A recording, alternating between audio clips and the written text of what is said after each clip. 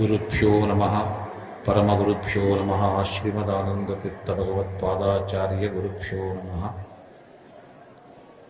योऽन्तः प्रविश्य मम वाचमिमां प्रसुप्तां सञ्जीवयत्यखिलशक्तिधरस्वधाम्ना अन्यांश्च हस्तचरणश्रवणत्वगादीन् प्राणान् नमो भगवते पुरुषाय तुभ्यम्। समाश्रयेत् गुरुं भक्त्या महाविश्वासपूर्वकं निक्षिपेत् सर्वभारांश्च गुरोः श्रीपादपङ्कजे। శ్రీమద్భాగవతము భవమోచకమైన శాస్త్రము అని చెప్పేసి తెలుసుకున్నాము. ఇంతకుముందు విన్న కథా భాగంలో భగవద్ ఉపాసన ధ్యానం గురించి వింటూ స్థూల రూప ఉపాసన, సూక్ష్మ ఉపాసన అని ఉపాసనలో రెండు రకములని చెప్పేసి తెలుసుకున్నాము. వీటిని వ్యాస భగవానులు మరింత విస్తారంగా సూక్ష్మంగా తెలుపుతారు.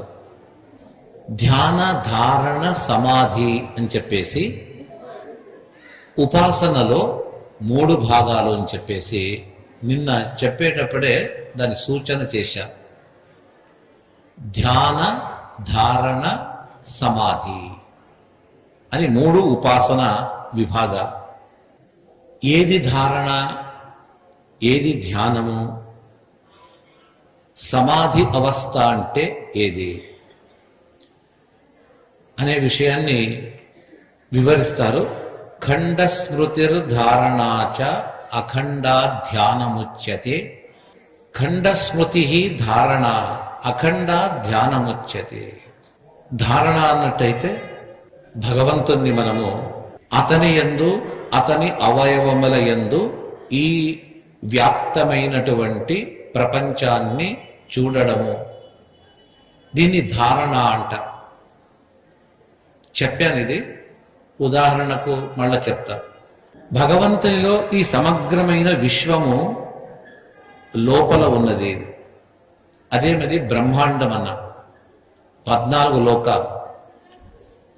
ఉపాసనలో దాన్ని ఏ విధంగా తీసుకురావాలన్నట్టయితే 14 లోకాల్లో క్రింద ఉన్నటువంటి లోకం రసాతళ పాతాళం అనే 2 లోకాలు. అవి రెండు ఈ విశ్వ నియామకుడైన భగవంతుని 2 పాదములు. అంటే మీరు కేవలం లోకములను మాత్రం వినడం కాదు, ఓన్లీ స్ట్రక్చర్ ఒకటే కాదు అది. చూడండి, ఒక 3 అంతస్తుల భవనం కడతాం. కింద ఉండే భవనానికి నిలబడాలంటే లోపల కొన్ని అడుగులు లోపల పునాది వేస్తాం. ఆ పునాది నుంచి కడుతూ వస్తే ఆ పునాది తన పైనుండ భవనాన్ని మోస్తుంది. 2వ అంతస్తు, 3వ అంతస్తు క్రింద ఉండే గ్రౌండ్ ఫ్లోర్ ఫస్ట్ ఫ్లోర్ను మోస్తుంది. అది ఆ పైన ఫ్లోర్ దీన్ని మోస్తుంది. అయితే 14 లోకాలు ఉంది కదా, ఒకదానికొకటి ఎలాగా సంబంధము. ఏదైనా మన ఇంజనీర్లు వేసినట్టుగా స్తంభము పిల్లర్స్ వేస్తారు కదా, పాతాళ లోకానికి, పై లోకానికి, భూలోకానికి, పైనుండే భువర్లోక, మహోలోక, జనోలోక, తత్వలోక, సత్యలోకానికి ఏదైనా ఆధారం ఉందా? ఏదీ లేదు. అంతరాళంలో అలాగే నిలబడింది. అన్నట్టయితే అది నిలవలేదు, నిలిపినవాడున్నాడు. ప్రజాక్షేమము కొరకు, జీవరాశుల కొరకు, తన్ను నమ్మిన ఆ భక్తుల కొరకు తన శక్తి చేత ఆ భగవంతుడు దాన్ని నిలబెట్టాడు. అంతరాళంలో ఒకదానికొకటి ఏ సంబంధము లేకున్నా ఒక లోకానికి ఒక లోకము అలాగే నిలబడింది. అంటే దాన్ని నిలబెట్టిన వాడు ఉన్నాడు. దాన్ని ఉపాసనలో ఎలా తీసుకోవాలా? ఆ విశ్వరూపి అయిన పరమాత్మని 2 పాదములు కింద ఉన్నటువంటి పాతాళ, రసాతళమని 2 లోకాలు ఆ విశ్వమూర్తి యొక్క 2 పాదములను ఆశ్రయించుకొని ఉంది. అతల, వితల, సుతల, తలాతల, రసాతల. ఈ తలాతల లోకము ఆ పైన ఉండే 2 అతని 2 మోకాళ్ళు. ఆ తర్వాత ఊరు భాగము, తర్వాత 2 లోకాలు అతని యొక్క నాభి, వక్షస్థలము, బాహువులు, కంఠము, శిరోభాగం. 14 లోకాలు అతని ఒక్కొక్క అవయవము ఆ యొక్క లోకాలను నిలబెట్టింది. మన ఉపాసనలో పరమాత్మని ఆ స్థూల రూపమైనటువంటి అతని దేహము, వాక్య దేహమేది, బ్రహ్మాండమే అతని దేహం.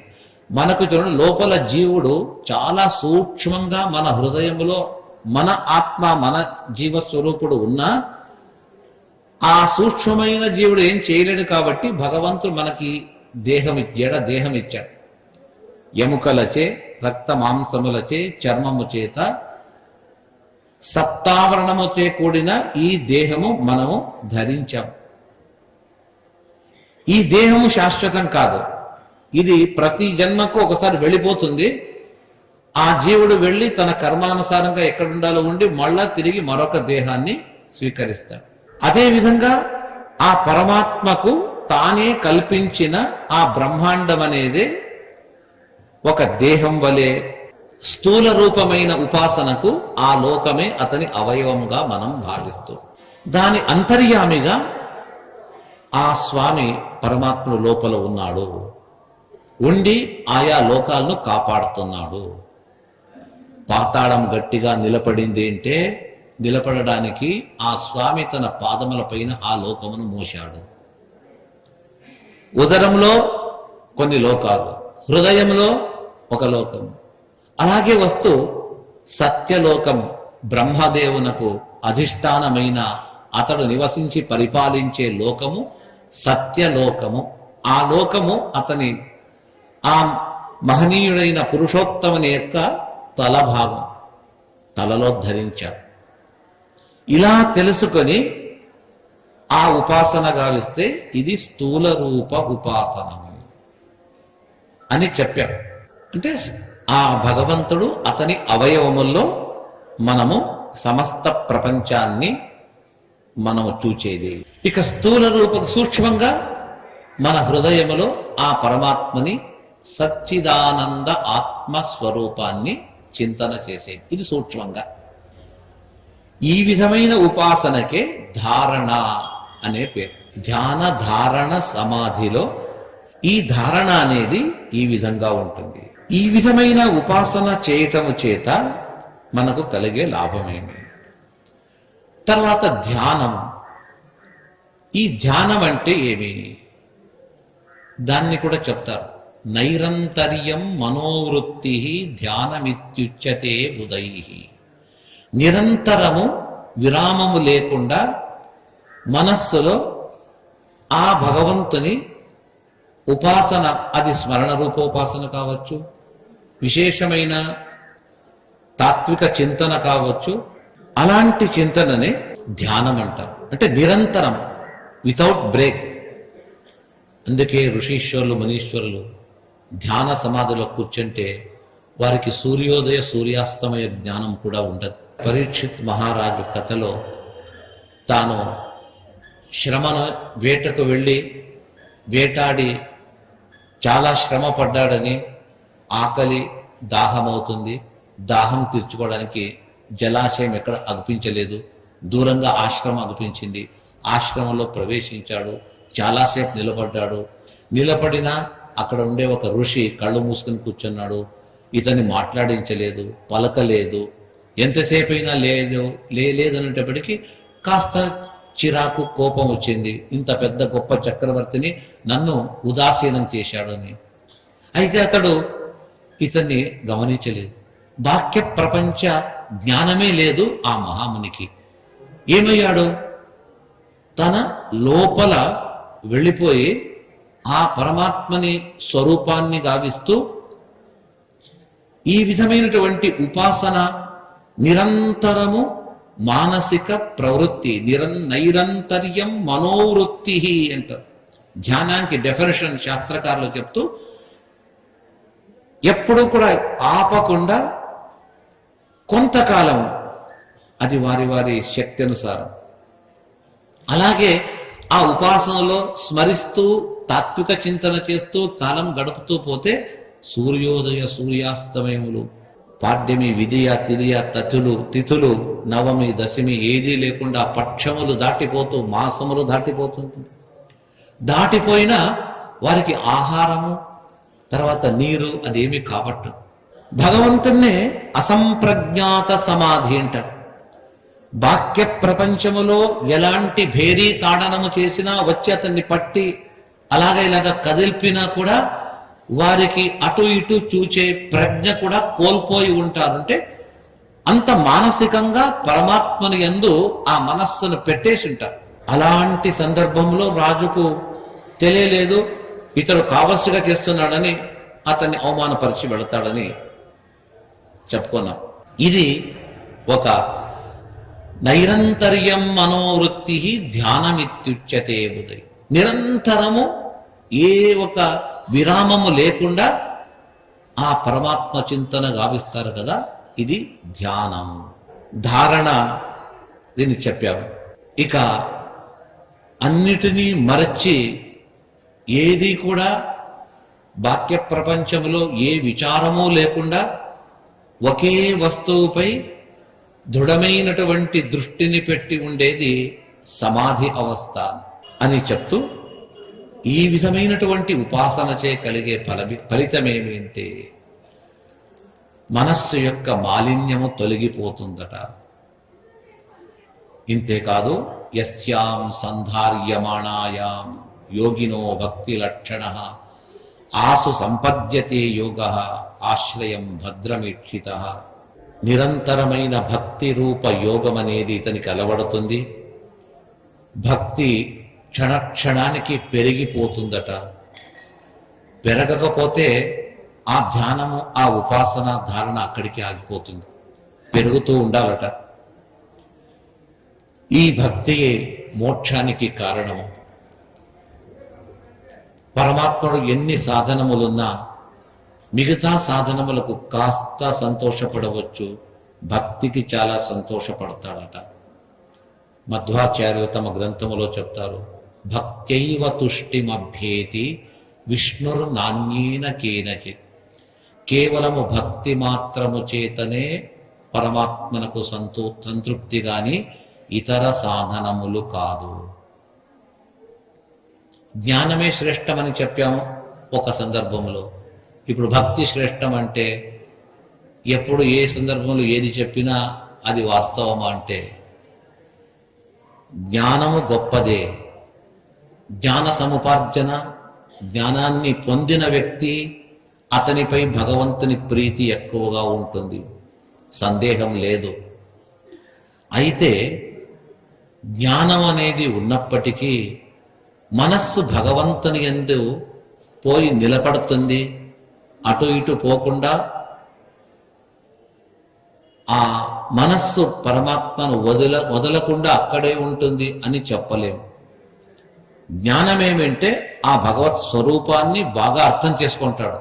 కేవల జ్ఞానము, ఇండిపెండెంట్గా జ్ఞానము భగవంతునికి ప్రీతి కాదు. వేదములేమో చెప్పింది, తమేవం విద్వాన్ అమృత ఇహ భవతి నాణ్య పంథ అయనాయ.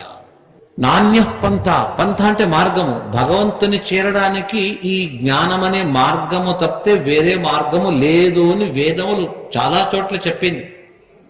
అదే వేదమే అంటుంది. ఆ జ్ఞానము అతని స్వరూప చిత్రణ చేస్తుంది, కాకపోతే మనస్సును మాత్రము పిలుచుకుపోదు.